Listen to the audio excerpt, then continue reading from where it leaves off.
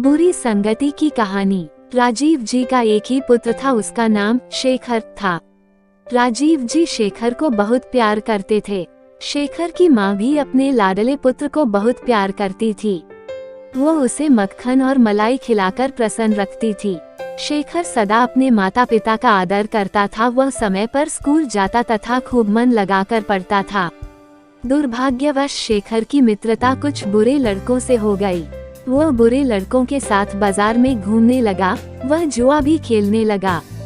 इस वजह से शेखर स्कूल से अनुपस्थित रहने लगा। धीरे धीरे वह अपने याद किए हुए पाठों को भूल गया, जिससे अध्यापकों से उसकी पिटाई होती और परिणाम यह हुआ कि जब स्कूल में परीक्षा हुई तो वह उत्तीर्ण भी न हो सका। यह सब देखकर उसके पिताजी बहुत चिंतित रहने लगे। स्कूल में उन्होंने शेखर को बहुत समझाया, परंतु उस पर कुछ असर नहीं हुआ। तब राजीव जी ने उसे समझाने का एक उपाय सोचा। एक दिन राजीव जी ने शेखर को 5 रुपए का एक नोट दिया और कहा, बेटा, बाजार से 5 रुपए के ताजे और बढ़िया सेब ले आओ। शेखर बाजार जाकर 5 रुपए के सेब खरीद लाया। सभी सेब ताज़ा और बढ़िया थे।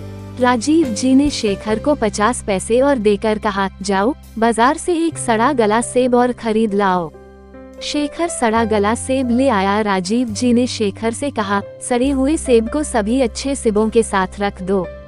शेखर ने पिताजी की आज्ञानुसार वैसा ही किया।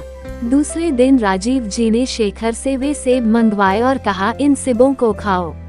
शेखर सेबों को देखकर घबरा गया। सभी सेब सड़ गए थे। उसकी समझ में कुछ भी नहीं आ रहा था कि ऐसा कैसे हो गया।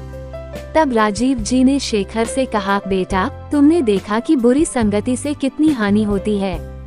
एक सड़े हुए सेब के कारण ताजे सेब भी सड़ गए। शेखर को अपने पिताजी की बात समझ में आ गई और उसी दिन से शेखर ने बुरे लड़कों की संगति छोड़ दी।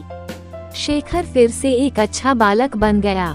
प्यारे बच्चों, इस कहानी से हमें यह शिक्षा मिलती है कि बुरी संगति से अकेला रहना भला है, क्योंकि बुरी संगति हमारे चरित्र को विकृत कर देती है। इस कहानी से सीखने योग्य बातें: 1. हमें बुरे लोगों के बीच नहीं रहना चाहिए। 2. बुरी संगति से अकेला रहना भला होता है। 3. बुरी संगति हमारे चरित्र को विकृत कर देती है।